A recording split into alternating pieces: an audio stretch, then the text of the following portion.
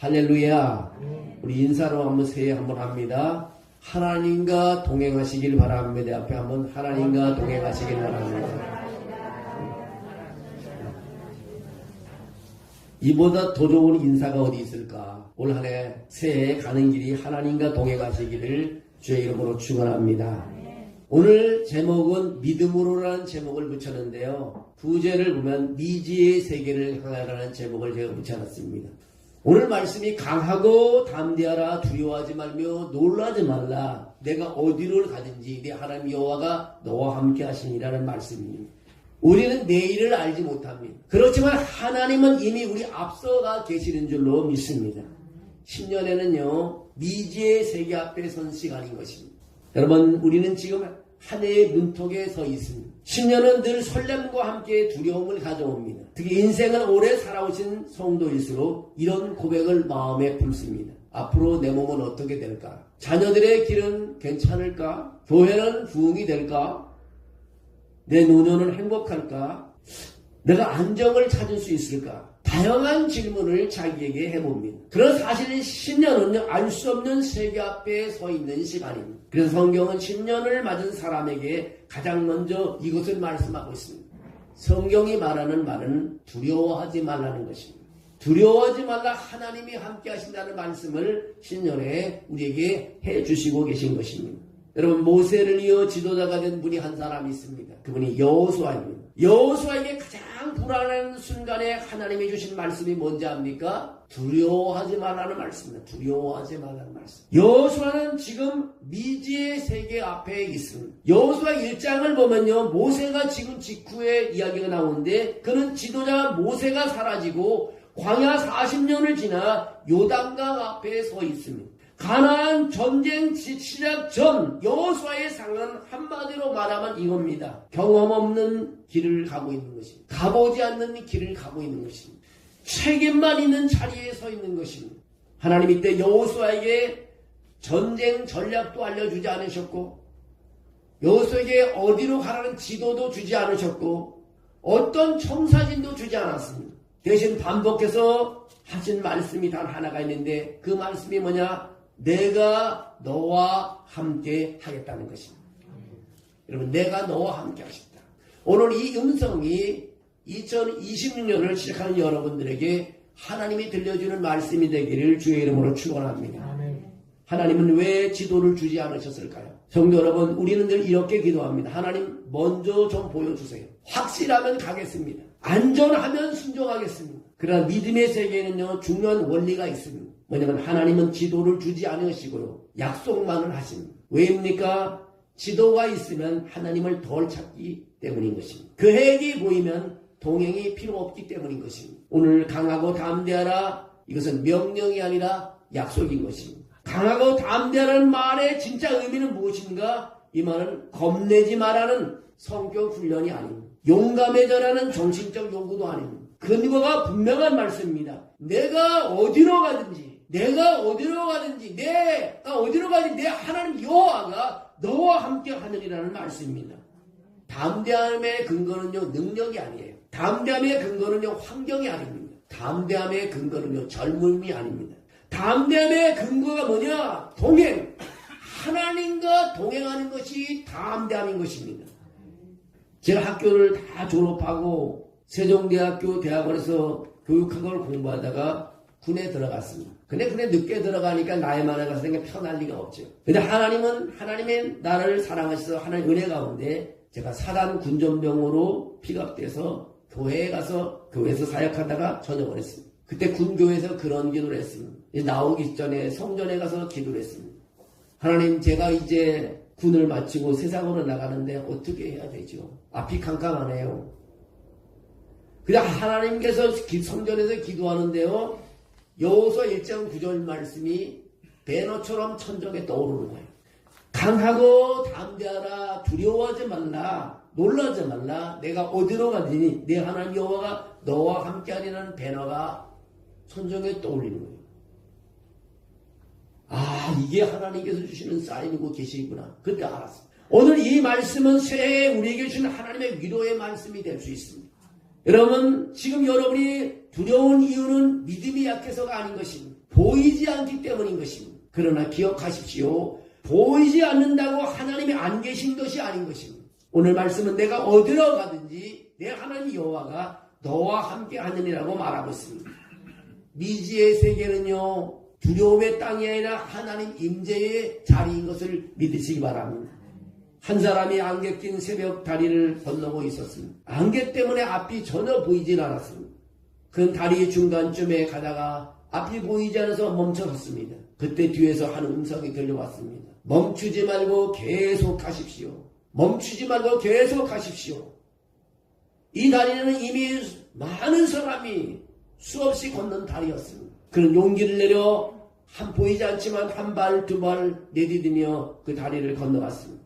다리를 다 건너가고 알았습니다.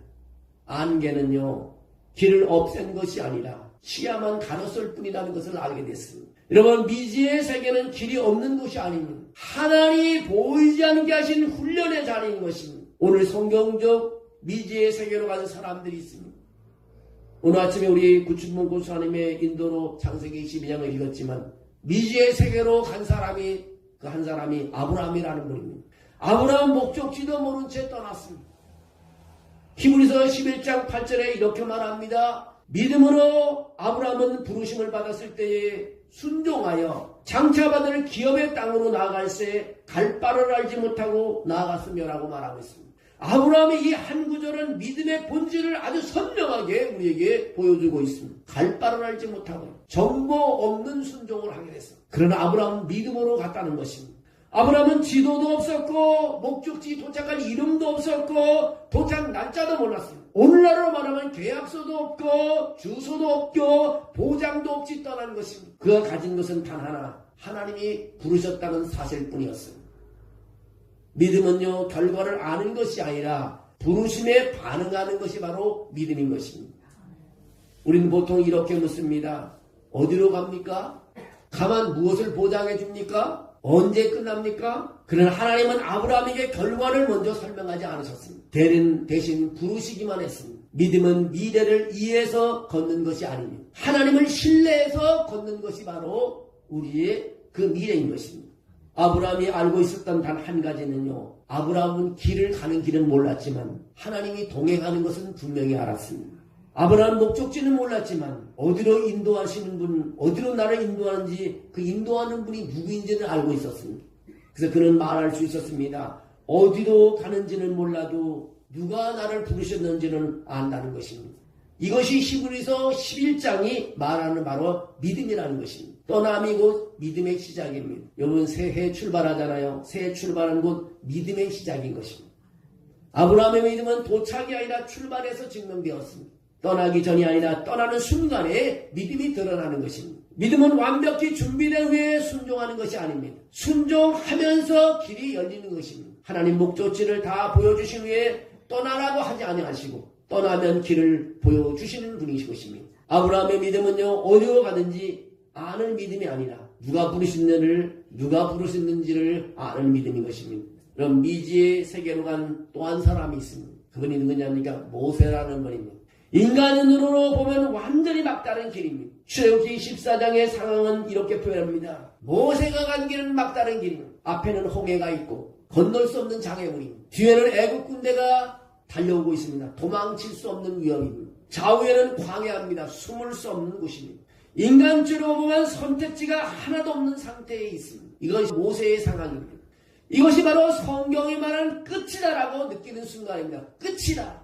이제는 끝났다는 것입니다. 백성은 길을 요구했고 하나님은 믿음을 요구하고 계십니다. 이스라엘 백성은 외칩니다. 애굽에 매장지가 없어서 우리를 이끌고 광야에서 죽게 하느냐고 원망합니다. 그들은 묻습니다. 길이 어디 있느냐? 대안이 뭐냐고 묻습니다. 그러나 하나님은 길을 먼저 설명하지 않으셨습니다. 하나님은 설명하지 않고 홍해를 갈라주었습니다. 하나님이 모세에게 하신 말씀은 의외로 단순합니다. 출애굽기 14장 6절에 그렇게 말합니다. 지팡이를 들고 손을 바다 위에 내밀어 그것이 갈라지게 하라고 하시는 말씀입니다. 언제 갈라지는지 알 수 없습니다. 언제 다시 갈라진 물이 닫히는지 알 수 없습니다. 바람은 몇 시간 부는지도 모릅니다. 하나님은 설명하지 않으시고 행동을 요구하고 계십니다. 설명은요, 순종 후에, 길은 믿음 후에 나타나고 있었습니다. 길은 미리 존재한 것이 아니라 순종 중에 생긴 것입니다. 홍해의 길은요, 원래 있던 길이 아닙니다. 지도가 표시된 길도 아닙니다. 발을 내디딜 때에 길이 열린 것입니다. 모세가 손을 들었을 때 바다는 갈라졌고 백성이 걸어갈 때 길이 열렸습니다. 믿음은요, 길을 본 후 걷는 것이 아니라 걷는 중에 길을 경험하는 것이라는 것입니다. 오늘 우리 인생의 홍해 앞에서요, 우리도 이런 순간을 만납니다. 더 이상 물러설 수 없을 때, 기도해도 답이 없는 것 같을 때, 앞도 뒤도 막힌 것처럼 느껴질 때, 그러나 홍해 사건은 분명히 말합니다. 길이 없을 때 하나님이 길이 되어 주신다는 사실입니다. 하나님은 우리의 이해보다 크시고, 하나님은 우리의 이해보다 크시고, 우리의 계산보다 빠르시며, 우리의 두려움보다 강한 분이 누구십니까? 하나님이신 것입니다. 한 문장으로 정리하면요, 하나님은 길을 설명하시는 분이 아니라 길을 만드시는 분이신 것입니다. 여러분, 미지의 세계를 경험한 또 한 사람이 있습니다. 그거는 바로 베드로라는 분입니다. 베드로는 어떤 분입니까? 우리가 알다시피 물 위를 걸어간 사람입니다. 여러분, 가장 안전한 곳이 어디며 가장 확실한 곳이 어디입니까?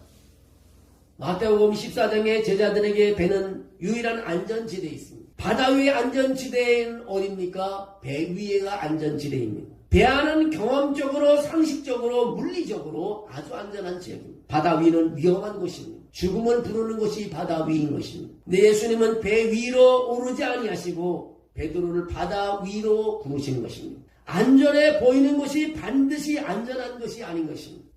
베드로가 붙잡은 것은요, 감정이 아니라 바로 말씀이었습니다. 베드로는 이렇게 말합니다. 주여, 만일 주님이시거든 나를 명하사 물 위로 오라 하소서라고 마태복음 14장 28절에 말합니다. 중요한 것은 이것입니다. 바람이 멈춘 후가 아닙니다. 파도가 잦아든 뒤가 아닙니다. 조건이 좋아진 다음이 아닙니다. 베드로는 물을 신뢰한 것도 아니고 자기 믿음을 신뢰한 것도 아니고 무엇을 신뢰하냐고? 말씀을 신뢰했습니다. 베드로는 물 위를 걷는 것이 아니라 말씀 위를 걸었다는 것입니다. 많은 사람들이 이렇게 말합니다. 베드로가 물 위를 걸었다고 말합니다. 그러나 정확히 말하면 베드로는 물 위를 걸은 것이 아니라 말씀 위를 걸어갔습니다. 물은 여전히 물이었고 바다는 여전히 깊었고 바람도 여전히 불었습니다. 그러나요, 말씀이 이 모든 상식을 뛰어넘었습니다. 말씀이 모든 상식을 이겼습니다. 배는 안전해 보이지만 말씀 밖에 있는 안전입니다. 배는 흔들렸지만 익숙했고 말씀은 불확실해 보이지만 확실한 것입니다. 배는 눈에 보이는 안전이라면요, 말씀은 눈에 보이지 않는 안전한 것인 것입니다. 그래서 믿음은 늘 묻습니다. 지금 나는 배 위에 서 있는가? 아니면 말씀 위에 서 있는가? 빠졌을 때도 믿음은 끝나지 않았습니다. 베드로가 물에 빠진 이유는 뭡니까? 배를 떠나는 것이 아닙니다. 예수님을 바라보지 않았기 때문에 물에 빠졌습니다. 그러나 더 중요한 장면이 있습니다. 예수님께서 손을 내밀어 베드로를 붙잡았다는 사실입니다. 말씀 위를 걷다 흔들릴 수 있지만 말씀은 주님은 절대 손을 놓지 않는다는 사실입니다. 오늘 우리의 배는 무엇입니까? 안정된 형편이고 익숙한 방식이고 계산 가능한 선택입니다. 그러나 주님은 여전히 말씀하십니다. 오라고 말씀하십니다. 믿음은 배에서 내려온 용기이며 말씀 위에 발을 올리는 결단인 것입니다. 한 문장으로 정리하면요, 믿음은 안전한 배를 붙잡는 것이 아니라 주님의 말씀을 붙잡는다는 것입니다. 여러분, 우리 신년에 성경을 이독하기를 한번 시작해 보려고 합니다. 아침에는 음원을 읽고 오후에는 말씀을 눈으로 읽는 시간을 한번 가져보려고 합니다. 여러분, 말씀을 듣고 말씀을 눈으로 읽을 때 그 말씀이 나에게 와닿습니다. 밑줄을 그을 때 내 가슴에 말씀이 새겨지는 느낌이 듭니다. 여러분, 이 세상이, 이 시간이 너무 빨리 갑니다. 나는 2026년이 다시 왔다는 것가 느껴지지 않습니다. 왜 이리 시간이 빠른지요. 근데 여러분, 많은 사람들이 인간적으로 생각하면 모든 것이 끝나간다고 생각합니다. 근데 성경은요, 노년을 끝이라고 말하지 않습니다. 아브라함은 75세에 출발을 했습니다. 모세는 80세의 사명을 감당했습니다. 사가랴와 엘리사벳은 나이가 많았지만 하나님께서 그 가정에 세례 요한을 탄생하게 했습니다. 하나님께는요, 늦은 인생이 없습니다. 하나님께는요, 불가능이 없습니다. 어느 노 선장이 은퇴하며 이렇게 말했다고 합니다. 젊은 때는 파도를 두려워했지만 나이가 들고 보니 파도보다 더 두려운 것이 있는데 항구에서 정박해서 머무는 삶이었다고 그가 고백을 합니다. 여러분, 하나님은 우리를 정박된 인생이 아니라 믿음의 항해로 부르고 있다는 사실입니다. 이제 10년의 세 가지 여러분에게 메시지를 전하고 마치려고 합니다. 첫 번째 메시지, 하나님께 맡기는 믿음을 가지는 새해가 되기를 주의 이름으로 축원합니다. 잠언 3장 5절에 이렇게 말합니다. 너는 마음을 다하여 여호와를 신뢰하고 내 명철을 의지하지 말라. 너는 범사의 그를 인정하라. 그리하면 내 길을 지도하시리라. 전도서 11장 5절에 이렇게 말합니다. 바람의 길이 어떠함과 아이벤 여인의 태중에서 뼈가 어떻게 자라는지 내가 알지 못함 같이 만사를 행하는 하나님의 일을 내가 알지 못하느냐고 말합니다. 세상에 모르는 것이 많습니다. 하나님이 다 이룬다는 사실을 모르는 게 너무 많습니다. 여러분, 인간이 바람이 어디서 불어와서 어디로 간지 어떻게 알겠어요? 임신한 여인의 뱃속에 아이의 뼈가 어떻게 자라는지 우리가 어떻게 압니까? 바람의 길도 모릅니다. 이런 하나님이 우리의 길을 새해에 인도해 줄 줄로 믿습니다. 우리는 모든 것을 하나님께 맡겨야 된다는 것입니다. 두 번째 메시지, 순종이라는 메시지입니다. 평생 계획보다 오늘 순종 한 번이 낫습니다. 예수님은 멀리 내다본 인생보다 오늘 하나님께 맡긴 하루를 가르치고 있습니다. 믿음은 날마다 순종하는 훈련입니다. 잠언서 16장 9절에 그렇게 말합니다. 사람이 마음으로 자기의 길을 계획할지라도 그 걸음을 인도하시는 이는 여호와시니라고 말합니다. 계획을 세울 수 있지만 걸음을 옮기는 분은 누굽니까? 하나님이 하십니다. 그 순종이 낫다는 것입니다. 아무리 많이 계획을 해봐야 순종이 더 낫다는 것입니다. 한 문장으로 요구하면요, 하나님은 평생 계획을 요구하지 않으시고 오늘의 순종을 기뻐하신다는 사실입니다. 올해를 어떻게 살아야 할까가 아닙니까? 그게 아닙니다. 오늘 무엇에 순종할 거가 정답인 것입니다. 오늘 드릴 감사, 오늘 멈춰야 할 말, 하지 말아야 할 말 있잖아요. 오늘 또 용서해야 할 일들, 오늘 지켜야 할 예배, 오늘 순종 하나면 충분한 것입니다. 세 번째 여러분이 드리는 메시지는 하나님과 동행하라는 것입니다. 여호수아 오늘 본문 1장 9절 말씀에 내가 어디로 가든지 내 하나님 여호와가 너와 함께 하느니라. 이사야 43장 2절에도 내가 물 가운데로 지날 때에 내가 너와 함께 할 것이라. 마태복음 28장 20절에도 볼지어다 내가 세상 끝날까지 너희와 항상 함께 있으리라. 여러분, 세 번째 메시지는 하나님과 동행인 것입니다. 미지의 세계는 하나님이 더 가까워지는 자리라고 우리는 믿어야 합니다. 하나님이 동행하는 자리인 것입니다. 어린아이가 어두운 길을 걸어갈 때 길이 무섭지 않은 이유가 뭡니까? 길이 밝아서입니까? 아닙니다. 아버지의 손을 잡고 가기 때문에 두려워하지 않습니다. 여러분, 10년이 힘들고 어려워도 하나님의 손을 잡는 여러분 되기를 주의 이름으로 축원합니다. 상황을 붙잡지 말고 약속을 붙드십시오. 느낌이 아니라 말씀으로 표지판을 삼으세요. 신앙의 고백이요, 길은 몰라도 주님을 놓치지 않겠다고 해야 됩니다. 여러분, 2026년은요 우리에게 미지의 세계일 수 있습니다. 그러나 이것만은 분명합니다. 우리가 가야 할 곳에 하나님은 미리 앞서가 계신다는 사실입니다. 우리는 모르지만요 하나님은 알고 계시고, 우린 준비되지 않았지만 하나님은 준비하고 계십니다.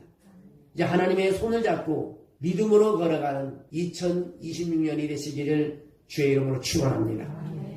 살아계신 하나님, 주님께서 52주 가운데 첫 주일 예배를 하나님 앞에 나와 예배 드리고 있습니다. 오늘 하나님, 우리가 이 해를 출발하지만 갈 바를 알지 못하고 어떻게 해야 될지 모르는 것들이 많이 있습니다. 주님 동행해 주셔서 어떤 어려움 속에서도 상황을 보지 말고 주님 손잡고 한 발짝 두 발자국 걸어간 우리 예양 모든 식구들이 내게 도와주시기를 빌원합니다. 하나님은 도와주시고 붙잡아 주시옵소서. 그리고 든든한 하나님의 그 손을 잡고 나갈 때 우리가 두려워하지 않고 항상 승리하는 삶이 되게 도와주시옵소서. 주영이 우리와 함께해 줄 줄로 믿사오고 예수님의 이름으로 기도하옵나이다. 아멘.